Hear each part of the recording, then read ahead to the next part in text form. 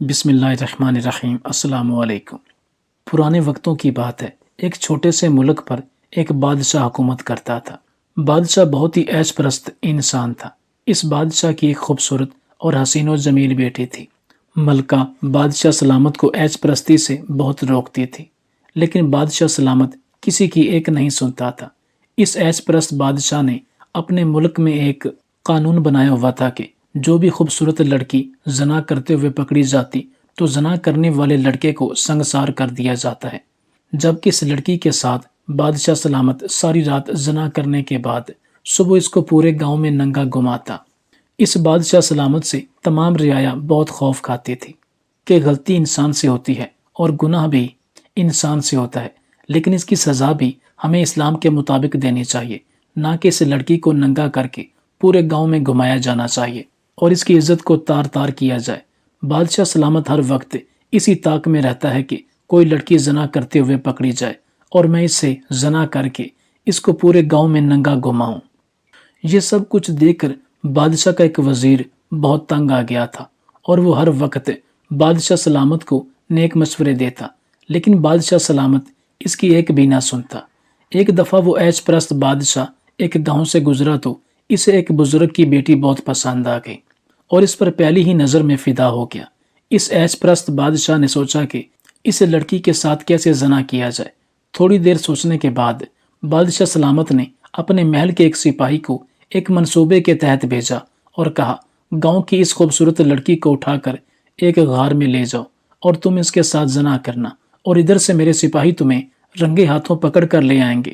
میں دکھاوے کے لیے تمہیں تھوڑی سزا دے کر اپنے ملک سے انعام و کرام دے کر رخصت کر دوں گا اور اس لڑکی سے اپنے زنا کرنے کی خواہش پوری کر لوں گا۔ وہ سپاہی محل سے نکل پڑا اور اس کی بیٹی کو رات کو اغوا کر کے ایک غار میں لے گیا اور اس کے ساتھ زنا کرنے لگا۔ وہ زنا کر رہا تھا کہ بادشاہ کے سپاہی پہنچ گئے اور انہوں نے پکڑ کر اس لڑکی کو بادشاہ سلامت کے پاس لے گئے۔ بادشاہ سلامت نے معمول کے مطابق ساری رات اس لڑکی سے زنا کرتا رہا اور پھر اس کو ننگا کر کے پورے گاؤں میں گھمایا۔ وہ بزرگ اور اس کی بیٹی نے خودکشی کر لی۔ یہ سب کچھ دیکھ کر وزیر کو بہت غصہ آیا اور اس نے اس بادشاہ سلامت کو سبق سکھانے کا ٹھان لیا۔ چند دن سوچنے کے بعد وزیر نے بادشاہ سلامت کی بیٹی شہزادی کو اغوا کر کے اسی غار میں لے گیا اور اس کے ساتھ زنا کرنا شروع کر دیا۔ جب بادشاہ کے سپاہیوں نے بادشاہ کو خبر دی کہ بادشاہ سلامت شہزادی آپ کے وزیر کے ساتھ زنا کرتے ہوئے پکڑی گئی، جیسے ہی بادشاہ نے سنا کہ میری بیٹی وزیر کے ساتھ زنا کرتے ہوئے پکڑی گئی ہے تو اس کے پیروں تلے زمین نکل گئی، کیونکہ اب وہ اپنا قانون اپنی بیٹی پر لاگو نہیں کرتا تو رعایا اس سے بدظن ہو جاتی اور اس کی سلطنت خطرے میں پڑ جاتی۔ یہ سوچ کر بادشاہ سلامت بہت پریشان ہوا کہ اب میں کیا کروں گا۔ انہی سوچوں میں گم تھا کہ اس کے سپاہی وزیر کو پکڑ کر اور شہزادی کو لے کر محل میں حاضر ہوئے۔ جیسے ہی وزیر محل میں داخل ہوا تو اس نے بادشاہ سے کہا کہ تم مجھے سنگسار کر دو اور اپنی بیٹی کے ساتھ ساری رات زنا کرو اور اس کے بعد اس کو صبح گاؤں میں ننگا گھما دو، کیونکہ تمہارا قانون سب کے لیے برابر ہے۔ اگر تم نے ایسا نہ کیا تو تمہیں اپنی سلطنت کو کھونا پڑے گا۔ یہ سب سن کر بادشاہ بہت پریشان ہوا، کیونکہ ایک طرف اس کی بیٹی تھی جبکہ دوسری طرف اس کی سلطنت تھی۔ جب یہ خبر پورے ملک میں پھیل گئی تو تمام رعایا محل میں جمع ہو گئی۔ بادشاہ سوچ رہا تھا کہ اپنی بیٹی کو بچاؤں یا اپنی سلطنت کو، لیکن وہ بدبخت بادشاہ نے اپنی سلطنت کو ترجیح دی اور اپنی بیٹی کے ساتھ زنا کرنے کے لیے تیار ہو گیا۔ معمول کے مطابق شہزادی کو تیار کیا گیا اور جیسے ہی بدبخت بادشاہ کمرے کے اندر داخل ہوا تو بادشاہ کی بیٹی اس کے سامنے ننگی موجود تھی۔ بادشاہ سلامت کی دل کی دھڑکن تیز ہو گئی اور اس کی سانسیں رکنے لگیں۔ اب وہ جیسے ہی وہ اپنی بیٹی کے قریب جا رہا تھا تو اس کے دل کی دھڑکن تیز ہو رہی تھی۔ اب بادشاہ کو معلوم ہو گیا کہ میرا ہی قانون مجھ پر بھاری پڑ گیا ہے۔ اگر میں مجبور والدین کی بیٹیوں پر یہ قانون لاگو نہ کرتا تو شاید آج یہ سب کچھ میرے ساتھ نہ ہوتا۔ اب اس کے پیر کانپ رہے تھے اور وہ سوچ رہا تھا کہ اگر میں نے اپنی بیٹی کے ساتھ زنا کیا تو میری عمر بھر کی محنت سے حاصل کے لیے تیار رہوں۔ یہ سب سننے کے بعد رعایا اس سے بڑی متاثر ہوئی کہ جو بادشاہ اتنے سالوں سے لڑکیوں کی عزت کے ساتھ کھیلتا رہا ہے تو اس کا انجام اس وزیر نے دکھا دیا۔ اس کے بعد پھر بادشاہ کی بیٹی کی شادی اس وزیر سے کر دی اور پھر اس کے بعد وزیر کو نیا بادشاہ مقرر کر دیا گیا۔ میں پورے محلے کی سب سے بڑی مسجد کا امام تھا۔ مسجد کی ساری ذمہ داری میرے پاس تھی۔ صبح صبح ہی میں مسجد آیا جایا کرتا تھا۔ میں صبح صبح مسجد کے اندر چلا گیا اور اندر جا کے فجر کی اذان دے دی، لیکن جب باہر آیا تو سامنے کا منظر دیکھ کے حیران رہ گیا۔ سردیوں کا موسم تھا، اس لیے اندھیرا کافی دیر سے ہوتا تھا اور میں منہ اندھیرے ہی آ جایا کرتا تھا اور میں روشنی ہونے سے پہلے ہی اذان دے دیا کرتا تھا۔ اس لیے مجھے شاید پہلے نظر نہیں آیا، لیکن مجھے لگتا ہے کہ کوئی ابھی ابھی اسے باہر رکھ کے گیا تھا۔ میں نے دیکھا کہ باہر کوئی میت پڑی ہوئی ہے۔ یہ دیکھ کے میں حیران رہ گیا کہ وہ میت ایک عورت کی ہے۔ میں آس پاس دیکھنے لگا کہ اسے کون رکھ کے گیا ہے اور اس طرح سے رکھ کے جانے کا کیا مطلب ہے۔ کیا اس کا اس دنیا میں کوئی نہیں ہے جو اس کو یہاں لاوارثوں کی طرح پھینک کے چلے گئے؟ اور یہ کون ہے؟ جب مجھے پتا چلا کہ وہ کون ہے تو اس کے بعد میں نے جو اقدام کیا اس نے میری زندگی بدل کے رکھ دی۔ مجھے دور سے دیکھ کے ہی پتا چل گیا تھا کہ یہ کسی عورت کی میت ہے، لیکن یہ بات حیران کن تھی کہ کوئی کسی عورت کی میت کو یہاں مسجد کے سامنے کیسے چھوڑ گیا؟ اور اگر عورت مر بھی جائے تو تب بھی اس کا پردہ ہوتا ہے، اور اس طرح کی عجیب حرکت کس نے کی تھی؟ لوگ نماز پڑھنے کے لیے آنے لگے اور وہ بھی یہ منظر دیکھنے لگے۔ تو میں نے ایک آدمی سے پوچھا کہ یہ کیا معاملہ ہے؟ تو اس نے کہا کہ میں آپ کو بتاتا ہوں، میرا نام مظفر ہے۔ مولوی صاحب، بات ایسی ہے کہ یہ ایک فحاشہ عورت ہے اور یہ اس دنیا سے چلی گئی ہے، اس کا کوئی نہیں ہے، اور اس کی موت اس لیے ہوئی کہ کیونکہ یہ اپنے جیسے لوگوں سے لڑائی جھگڑا کر رہی تھی۔ اب ان لوگوں کا تو کوئی دین ایمان ہوتا نہیں ہے، اس لیے وہ لوگ اس کو یہاں پر اسی طرح رکھ کے چلے گئے کہ اگر ہم بھی تیرے نہیں تو پھر دیکھتے ہیں کہ تجھے کون دفناتا ہے۔ اب میں اس بات پہ کیا بولتا؟ میں کچھ بھی بولتا تو شاید مجھے ہی غلط سمجھا جاتا، لیکن اللہ کسی کو یہ تو نہیں کہتا کہ اگر کوئی برا کام کر رہا ہے تو آپ اس کو جان سے مار دو۔ یہ تو اس کا اور اس کے خدا کا معاملہ ہے، اور اگر وہ مر گئی تو دفنانے کا حق تو ہر انسان کو ہوتا ہے، وہ جیسا بھی ہو۔ کچھ لوگ ایسے بھی ہوتے ہیں جو بہت ہی زیادہ برے کام کرتے ہیں، لیکن ہمیں ان کے بارے میں پتہ نہیں ہوتا، پھر بھی ان کی میت کو کفن دفن سب کچھ فراہم کیا جاتا ہے، جبکہ وہ اتنے برے انسان ہوتے ہیں کہ اگر ہمیں پتہ چل جائے تو شاید ہم ان کی میت کو ہاتھ بھی نہ لگائیں۔ اور اگر یہ بری تھی تو اس کا مطلب کہ یہ تو نہیں تھا کہ یہ سڑک پر ہی پڑی رہتی، لیکن سب لوگوں کا کہنا تھا کہ اس نے پورے محلے کو خراب کیا ہوا تھا۔ پورے محلے میں گندگی مچائی ہوئی تھی، کوئی بھی اس کو غسل دینے کو تیار نہ تھا۔ میں بڑا پریشان ہو گیا کہ اب کیا کروں؟ میں خود بھی تو یہ کام نہیں کر سکتا تھا۔ میں کیسے اس کی میت کو اٹھا کے اپنے گھر لے جاتا اور اپنی بیوی یا ماں سے کہتا کہ وہ یہ کام کر لے، اور پھر سب کچھ مجھے خود کرنا پڑتا؟ میں کس حق سے یہ سب کچھ کرتا؟ عورت کو تو قبر میں بھی اس کا محرم ہی اتارتا ہے۔ میں نے تھوڑی دیر بعد اعلان کروا دیا اور کہا کہ ایک میت ہماری مسجد کے آگے کوئی رکھ کے چلا گیا ہے، جو بھی اس کا رشتہ دار ہے وہ آ کر اپنی ذمہ داری پوری کرے۔ لیکن میں حیران تھا کہ 2 گھنٹے گزر گئے پر کوئی بھی نہیں آیا۔ مسجد کے باہر ہی میت پڑی ہوئی تھی۔ میں صبح کی اذان دینے کے بعد واپس گھر جایا کرتا تھا، لیکن ابھی میں واپس نہیں گیا تھا۔ میں اپنی بیوی کو کہہ کر آیا تھا کہ تھوڑی دیر بعد واپس آتا ہوں۔ ہماری نئی نئی شادی ہوئی تھی، وہ بیچاری میرا انتظار کر رہی تھی۔ میں بڑا پریشان ہو رہا تھا کیونکہ ذمہ داری میری بن گئی تھی۔ 2-4 لوگ بھی آ گئے۔ انہوں نے کہا کہ یہ کیا معاملہ ہے؟ میں نے کہا کہ معاملہ تم لوگوں کے سامنے ہے، اب بتاؤ کیا کریں۔ جب وہاں سے ایک عورت گزری، میں نے اسے آواز دی اور کہا کہ کیا تم میت کو غسل دے دو گی؟ ہم تمہیں کچھ پیسے بھی دے دیں گے۔ وہ کوئی فقیر تھی، کوڑا اٹھانے والی عورت تھی۔ اس نے جب دیکھا کہ پیسے دینے کی بات کر رہے ہیں تو وہ کہنے لگی کہ ہاں میں غسل دے دوں گی، کوئی مسئلہ نہیں، لیکن غسل دینا کہاں ہے؟ میں نے کہا کہ یہی مسجد کے اندر ہی غسل دے دیں۔ مجھے لوگوں نے کہا کہ مسجد کے اندر غسل دینے کی کیا ضرورت ہے، یہ کیا معاملہ ہے؟ تو میں نے کہا کہ سائڈ پر ایک جگہ بنی ہوئی ہے، وہاں پر غسل دے دیا جائے گا تو کوئی مذائقہ نہیں ہے، کوئی مسئلہ نہیں ہوگا، اور ویسے بھی ہم میں سے کوئی وہاں نہیں جائے گا، یہ عورت خود ہی سب کچھ سنبھال لے گی۔ اب آپ لوگ کیا چاہتے ہیں کہ اس عورت کو سڑک پر غسل دیا جائے؟ وہ لوگ چپ ہو گئے۔ بس فقیرنی نے کہا کہ ٹھیک ہے۔ ہم نے اسے کہا کہ ہم تمہیں 1500 روپے دے دیں گے۔ وہ بہت خوش ہو گئی اور میت کو اس طرف لے جانے کی تیاری ہونے لگی۔ اس بیچ مجھے آدمی نے بتایا کہ اس عورت کا نام فردوس ہے اور اس نے پورے محلے میں بہت ہی زیادہ گندگی مچا رکھی تھی۔ نوجوان نسل بہت خراب ہو رہی تھی۔ سب لوگ اس کے پیچھے جاتے تھے کیونکہ یہ بہت ہی زیادہ خوبصورت اور جوان تھی۔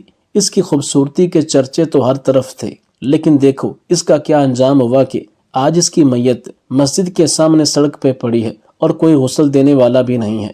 مجھے اس آدمی نے یہ بھی بتایا کہ پچھلے دنوں ہمارے محلے میں ایک جوان لڑکے نے خودکشی کر لی تھی۔ وہ واقعہ تو آپ کو میں نے بتایا تھا۔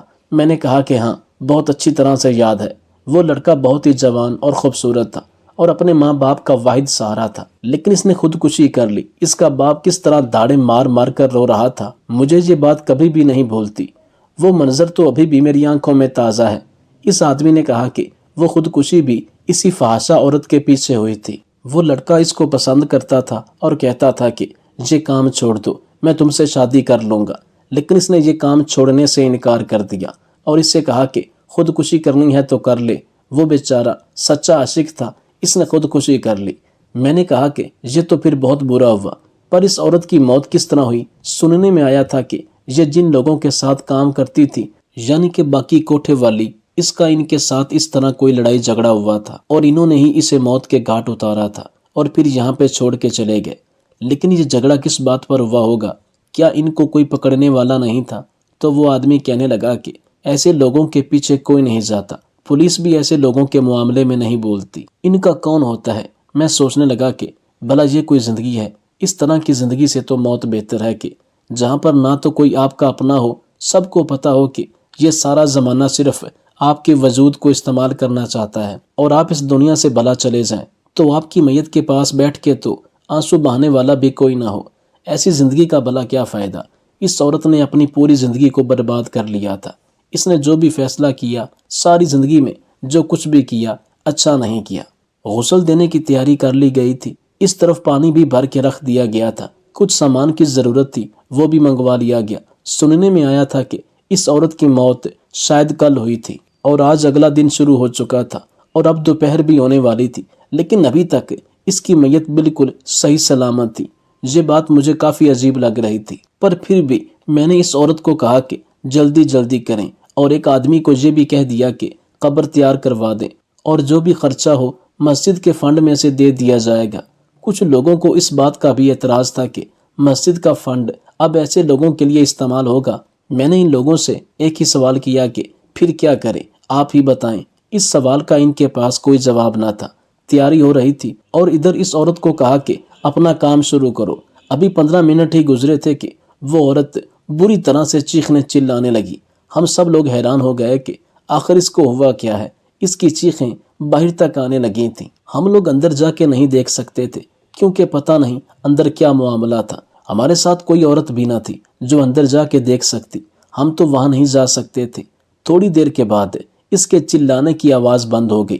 ہم نے اسے آواز دی اور پوچھا کہ کیا بات ہے، تو اس نے کوئی جواب ہی نہ دیا۔ ہمیں لگا کہ شاید وہ بے ہوش ہو گئی ہے، اب کسی کو تو اندر جانا ہی ہوگا۔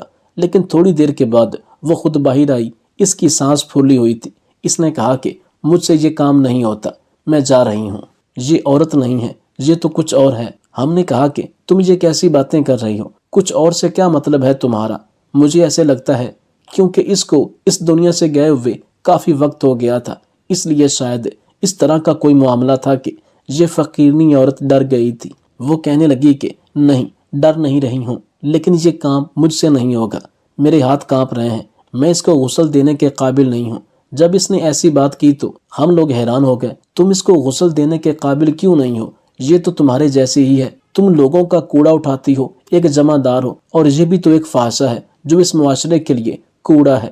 یہ بات اس آدمی نے کی تھی جو پہلے سے یہاں پہ کھڑا تھا اور مجھے فردوس کے بارے میں وہی بات بتا رہا تھا۔ میں نے اسے کہا کہ تمہارے الفاظ بالکل ٹھیک نہیں تھے، تم ذرا اپنی زبان بند رکھو۔ میں نے کہا کہ تم اس کو غسل دینے کے قابل کیوں نہیں ہو، مجھے اپنی بات بتاؤ۔ تو اس نے کہا کہ پہلے آپ لوگ بتائیں کہ کیا یہ ایک فحاشہ ہے؟ تو میں نے کہا کہ ہاں، یہ فحاشہ ہے، اس کا نام فردوس ہے اور اب یہ اس دنیا سے چلی گئی ہے۔ وہ فقیرنی کہنے لگی کہ یہ عورت فحاشہ ہو ہی نہیں سکتی، اگر یہ فحاشہ ہے تو میں اپنا نام بدل لوں گی، یہ فحاشہ نہیں ہے اور میں اس کو غسل دینے کے قابل اس لیے نہیں ہوں کیونکہ یہ کوئی بہت ہی نیک عورت ہے۔ ہم یہ بات سن کے حیران رہ گئے۔ ہم نے اسے پوچھا کہ تم اندر کیا کر رہی تھی، تم نے ایسا کیا دیکھا؟ اس نے کہا کہ پہلے بھی میں نے 1-2 لوگوں کو غسل دیا ہے، ہم غریبوں کو غسل دینے کے لیے کوئی نہیں آتا، ہمیں خود ہی یہ کام کرنا پڑتا ہے۔ میں نے صرف پیسوں کے لیے ہاں نہیں کی تھی، مجھے یہ کام آتا تھا اس لیے میں نے کہہ دیا۔ لیکن جیسے ہی میں اسے اندر لے کے گئی اور میں نے اس کو غور سے دیکھا اور اس کے کپڑے ہٹانے کی کوشش کی تو کچھ ایسا دیکھا کہ میں حیران رہ گئی کہ یہ عورت فحشہ ہو ہی نہیں سکتی۔ یہ بات آپ لوگ لکھ لیجئے، کوئی نہ کوئی گڑبڑ ہے، کچھ برا ہوا ہے، یہ عورت نہیں ہے۔ وہ فقیرنی سر پکڑ کے ایک طرف بیٹھ گئی۔ ہم نے اسے کہا کہ اب تمہیں یہ کام کرنا ہوگا کیونکہ اور کوئی بھی یہ کام کرنے کو تیار نہیں ہے۔ لیکن وہ یہ کیسے کہہ سکتی تھی کہ یہ تو فحشہ نہیں ہے؟ اس نے کہا وہ پوری بات نہیں بتا سکتی۔ یہ آدمی جو میرے ساتھ کافی دیر سے کھڑا تھا اور بار بار فردوس کی برائیاں کر رہا تھا اور کہہ رہا تھا کہ بڑی بری عورت تھی۔ میں نے اسے کہا کہ کیا تم نے فردوس کو دیکھا ہوا ہے؟ تو کہنے لگا کہ جی دیکھا ہے، لیکن اس نے یہ بات ذرا ڈر کے کہی کیونکہ میں مسجد کا امام تھا اور وہ یہاں پر جمعہ کی نماز پڑھنے کے لیے روز آیا کرتا تھا۔ میں نے اسے یہ نہیں پوچھا کہ کیسے دیکھا ہے، ویسے ہی اس نے سر جھکا لیا تھا۔ میں نے کہا کہ اچھا تم اس عورت کی شکل دیکھ کے یہ بات کنفرم کر سکتے ہو کہ یہ فردوس ہی ہے؟ اس نے کہا کہ جی کر سکتا ہوں۔ میں نے اس عورت کو کہا کہ آگے جا کر اس میت کو اچھی طرح سے ڈھانپ دے اور صرف چہرہ دکھائی دے تاکہ یہ آدمی دیکھ سکے۔ اس عورت نے ایسا ہی کیا اور میں نے اس آدمی کو کہا کہ تم ذرا اس عورت کے ساتھ اندر جاؤ اور صرف چہرہ دیکھ کر کنفرم کر دو کہ یہ فردوس ہے، کہیں کوئی اور عورت تو نہیں ہے۔ اس نے کہا کہ جی ٹھیک ہے، میں دیکھ کر بتا دیتا ہوں۔ وہ اندر گیا اور 2 منٹ کے بعد باہر آیا۔ اس نے کہا کہ یہی فردوس ہے۔ وہ عورت کہنے لگی کہ آپ سب کوئی بہت بڑا گناہ کر رہے ہیں، یہ کوئی بہت ہی نیک عورت ہے کیونکہ اس کے وجود سے خوشبو آ رہی ہے۔ ہم نے ان سے کہا کہ تم بھی نہ عجیب باتیں کرتی ہو سکتا ہے کہ اس نے کوئی مہنگا اور اچھی کوالٹی کا پرفیوم لگایا ہو جس کی خوشبو آ رہی ہے۔ وہ کہنے لگی کہ ایسا نہیں ہوتا، میت کے وجود سے کبھی بھی ایسی خوشبو نہیں آتی ہے، یہ کسی اور ہی طرح کی خوشبو ہے۔ اور میں یہ بات صرف اس لیے نہیں کہہ رہی کیونکہ مجھے خوشبو آ رہی ہے، کوئی ایسی بات ہے جو میں نہیں بتا سکتی ہوں۔ ہم نے اسے کہا کہ جی عورت جو بھی ہے اس کے آگے پیچھے کوئی نہیں ہے اور بہت دیر ہو رہی ہے، تو میں نے جو کام تمہیں کہا ہے وہ کام تم کر دو۔ اس نے کہا کہ ٹھیک ہے اور وہ اپنا کام کرنے لگی، لیکن بار بار اس کے رونے کی بھی آوازیں آ رہی تھی اور وہ رو رہی تھی۔ خیر اس نے کفن پہنا دیا اور چہرے کو بھی چھپا دیا گیا۔ اس کے بعد میت کو قبرستان لے گئے اور اسے مٹی کے حوالے کر دیا۔ ہمارا محلہ اتنا بڑا تھا، یہاں 600 سے 700 گھر تھے۔ یہاں پہ روز ہی کسی نہ کسی کی موت ہوا کرتی تھی، کسی کے گھر خوشی آتی تھی تو کسی کے گھر غم ہوتا تھا، کیونکہ مسجد میں اکثر لوگ اعلان کروانے کے لیے آتے تھے، زیادہ تر لوگ نہیں بھی کرواتے تھے۔ اب اعلان کروانے کا اتنا رواج نہیں رہا تھا، لیکن روز کوئی نہ کوئی ضرور آتا تھا۔ اور کبھی کبھی میں یہ سوچ کے بڑا حیران ہوتا تھا، یہ معاملہ تو اپنی جگہ تھا۔ ہفتہ گزر گیا، میں جب قبرستان کے پاس سے گزرا تو عجیب طرح کی خوشبو آ رہی تھی۔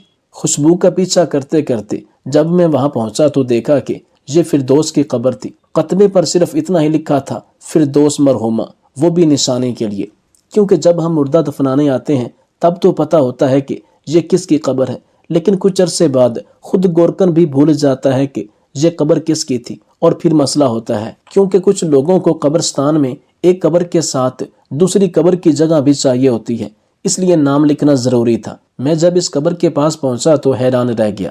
یہ خوشبو تو اس قبر سے آ رہی تھی، اور نہ صرف خوشبو آ رہی تھی بلکہ اس کے اوپر بہت ہی خوبصورت اور چھوٹے چھوٹے پھول اگ رہے تھے۔ ایسے پھول میں نے اپنی زندگی میں نہیں دیکھے تھے۔ ان پھولوں کو دیکھ کے لگتا تھا کہ جیسے یہ ویلوٹ کے کپڑے کے بنے ہوئے پھول ہیں، جیسے ویلوٹ کا چمکیلا کپڑا ہوتا ہے جو نرم اور چمکیلا ہوتا ہے، یہ پھول بھی بالکل ایسے ہی تھے۔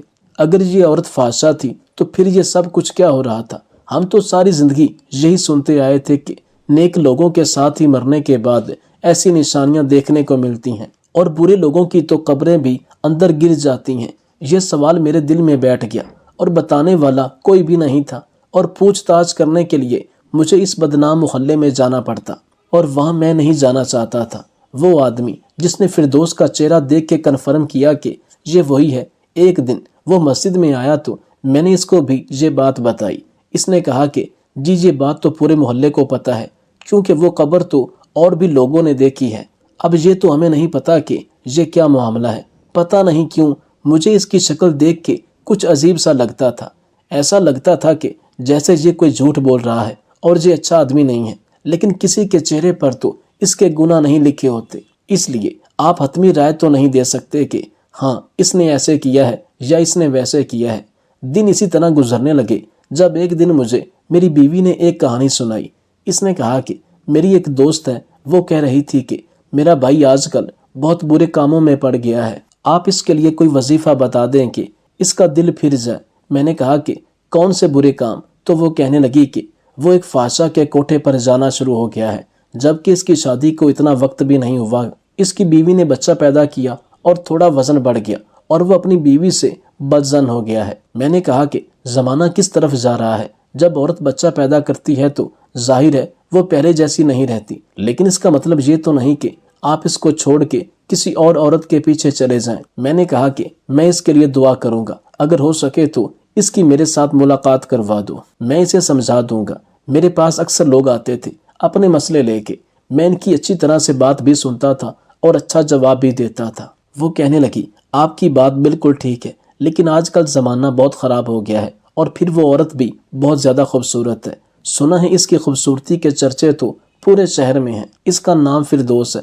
میں نے یہ بات سنی تو میرے تو جیسے قدموں کے نیچے سے زمین نکل گئی۔ میں نے کہا کہ فردوس، لیکن وہ تو مر چکی ہے۔ وہ کہنے لگی کہ خدا کرے کہ مر ہی جائے، لیکن وہ تو زندہ ہے۔ تب ہی تو میری دوست اس کے بارے میں بتا رہی تھی، اس نے تو مجھے اس کی تصویر بھی بھیجی، ایسی خوبصورت عورت ہے۔ میں آپ کو یہ بات بتانا نہیں چاہ رہی تھی کہ آپ غصہ ہوں گے، لیکن آپ یہ کیوں کہہ رہے ہیں کہ وہ مر گئی ہے، اور آپ اسے کیسے جانتے ہیں؟ میں نے کہا کیونکہ اس کی میت کوئی مسجد کے باہر رکھ گیا تھا، اور میں نے اپنی بیوی کو پوری بات بتائی تو وہ کہنے لگی کہ نہیں، فردوس زندہ ہے۔ میں نے کہا کہ اچھا، ذرا تم مجھے اس کی تصویر دکھاؤ، جو تصویر تمہاری دوست نے تمہیں بھیجی ہے۔ میں نے کہا کہ میں دیکھنا چاہتا ہوں کہ اس دن جو میت مسجد کے سامنے پڑی تھی، کیا اس کی شکل اس سے ملتی ہے؟ میری بیوی نے جب مجھے تصویر دکھائی تو میں حیران رہ گیا، کیونکہ ابھی میری ہلکی سی نظر پڑی تھی، یہ وہ عورت نہ تھی۔ پھر وہ کس کی میت تھی جس کو مسجد کے باہر رکھ دیا گیا تھا، اور یہ کہا گیا تھا کہ یہ فردوس کی میت ہے، اور ہم نے اس کو دفن کروا دیا، لیکن فردوس تو زندہ تھی۔ اس کا مطلب یہ کہ وہ کوئی اور عورت تھی۔ تب ہی تو وہ عورت کہہ رہی تھی کہ یہ فحاشہ ہو ہی نہیں سکتی، یہ تو کوئی نیک عورت ہے، اور تبھی تو اس کی قبر سے خوشبو آ رہی تھی، اور اس کی قبر پر پھول تھے۔ لیکن اتنا بڑا ظلم کس نے کیا تھا کہ ایک شریف عورت کی میت کو فحاشہ کی میت بنا دیا گیا، اور اس کو ایسے لاوارثوں کی طرح پھینک دیا گیا تھا؟ یہ کام تو صرف ایک آدمی کا ہو سکتا تھا، جس کا نام مظفر تھا، جو سارے معاملے میں میرے ساتھ ساتھ تھا، اور اسی نے کنفرم کیا تھا کہ یہ فردوس ہے۔ میں نے تو ہلکا سا دیکھا تھا، لیکن مجھے ایسے لگ رہا تھا کہ یہ عورت اور وہ عورت بالکل ہی مختلف تھی۔ میں فوراً اس کے پاس گیا اور اس کو بتا دیا۔ اس کی شکل سے ایسا لگ رہا تھا کہ جیسے نفسیاتی ہو چکا ہے۔ اس نے کہا کہ میں نے بہت بڑا گناہ کیا ہے۔ وہ ایک مولوی کی بیٹی تھی، اس کے باپ کی آنکھوں میں بینائی نہیں تھی۔ میں نے اسے اپنی باتوں میں لگا لیا اور کہا کہ تم سے شادی کروں گا۔ وہ بہت نیک عورت تھی، لیکن وہ میری محبت کے جھانسے میں پھنس گئی، اور جب میں نے اس سے اپنا مطلب نکال لیا تو اسے اس دنیا سے روانہ کر دیا کہ کہیں وہ یہ بات سب کو نہ بتا دے، اور اس کی میت کو یہاں رکھ دیا اور کہا کہ یہ فحاشہ کی میت ہے، تاکہ کسی کو پتہ بھی نہ چلے اور کفن دفن ہو جائے۔ اس کا اندھا باپ آج بھی اپنی بیٹی کو تلاش کر رہا ہے۔ میں یہ سن کے حیران رہ گیا، اور میں نے فوراً پولیس کو فون کر کے سب کچھ بتا دیا، اور پھر پولیس اس کے باپ کے گھر بھی گئی، اس کا بیان بھی لیا۔ اتنا بڑا ظلم کوئی کیسے کر سکتا تھا؟ کچھ وقت کے بعد وہ فقیر عورت وہاں سے گزری جس نے غسل دیا تھا، اس کو بھی میں نے سب کچھ بتایا، لیکن آج مجھے اس کی حالت دیکھ کر ایسا نہیں لگ رہا تھا کہ وہ بھیک مانگتی پھر رہی تھی، وہ تو بڑی اچھی حالت میں تھی۔ وہ کہنے لگی کہ مجھے ایک لاٹری کا ٹکٹ ملا جسے میں نے اپنے پاس رکھ لیا، اور ابھی 2 مہینے پہلے اس کے اوپر پورے 28 لاکھ کا انعام نکلا ہے۔ مجھے ایسے لگتا ہے کہ میں نے جو نیک کام کیا تھا مجھے اس کا صلہ ملا ہے۔ پھر میں نے بھی اس کو ساری بات بتا دی تو وہ کہنے لگی کہ میں نے تو آپ کو پہلے ہی کہا تھا کہ یہ عورت فحاشہ نہیں ہو سکتی۔ ہم دونوں مل کر اس کی قبر پر گئے اور وہاں جا کر فاتحہ خوانی کی، اور اس کو یہ بتایا کہ تمہارا انصاف ہو گیا ہے۔ ہم جانتے تھے کہ وہ سن نہیں سکتی، اسے نہیں پتا تھا، لیکن پھر بھی ہم نے یہ بات ہوا میں بول کر چھوڑ دی کہ شاید اس تک یہ بات پہنچ جائے کہ اس کا انصاف ہو گیا ہے۔ وہ ایک بہت اچھی لڑکی تھی، حافظ قرآن تھی، لیکن بس مصیبت یہ تھی کہ اس کے سینے میں بھی دل تھا، اور وہ کسی سے محبت کر بیٹھی تھی۔ محبت کرنا کوئی گناہ نہیں ہوتا، محبت میں بہک جانا بھی گناہ نہیں ہوتا، کیونکہ اگر ایک معصوم اور بھولی بھالی لڑکی کو کسی چالاک اور کھلاڑی ٹائپ آدمی سے محبت ہو جائے تو وہ اسے اپنی باتوں میں بڑی آسانی سے لگا لیتا ہے اور وہ بیچاری ایسے انجان خوابوں کے پیچھے بھاگنے لگتی ہے جو کبھی پورے نہیں ہوتے۔ اور یہ آدمی اسی طرح کا تھا جس نے اتنا بڑا معاملہ کر لیا اور کسی کو کانوں کان خبر نہ ہوئی۔ اس کے اندھے باپ کو کیا پتا کہ میری بیٹی کہاں گئی، کس کے ساتھ گئی، وہ تو کسی کو بیان نہیں دے سکتا تھا۔ اس نے لڑکی کو پہلے اپنی باتوں میں لگایا، اسے اپنا مطلب پورا کر لیا، پھر یہاں تک کہ اسے دنیا سے روانہ کر دیا اور کہا کہ یہ فحاشا فردوس ہے تاکہ کوئی زیادہ بات نہ کرے اور کسی کو پتہ ہی نہ چلے اور کفن دفن مفت میں ہو جائے۔ میں نے وکیل صاحب کو یہ سب کچھ بتایا تھا اور کہا تھا کہ اس کو کڑی سے کڑی سزا ملنی چاہیے۔ انہوں نے کہا تھا کہ آپ فکر نہ کیجیے، ایسے لوگ ہمارے معاشرے کا ناسور ہوتے ہیں، ان کو سزا ضرور ملے گی۔ یہ کہانی میں نے سب لوگوں کو مسجد میں بٹھا کر سنائی تاکہ لوگوں کو پتہ چلے کہ اس دنیا میں کیا کچھ نہیں ہو رہا، اور ایسی سنی سنائی باتوں پر یقین نہیں کرنا چاہیے۔ کسی کی ساری زندگی اگر نیکی کرتے گزری ہو تو اس کی موت کو اس کے لیے حرام نہیں بنا دینا چاہیے، لیکن اس لڑکی نے ثابت کر دیا کہ وہ ایک نیک لڑکی تھی۔ اس کی قبر پر اگنے والے پھولوں کی ابھی تک کسی کو سمجھ نہیں آ رہی تھی کہ آخر یہ پھولوں کی کون سی قسم تھی، یہ کس قسم کے پھول تھے، اور ایسی خوشبو کے پورے قبرستان میں خوشبو پھیل رہی ہے۔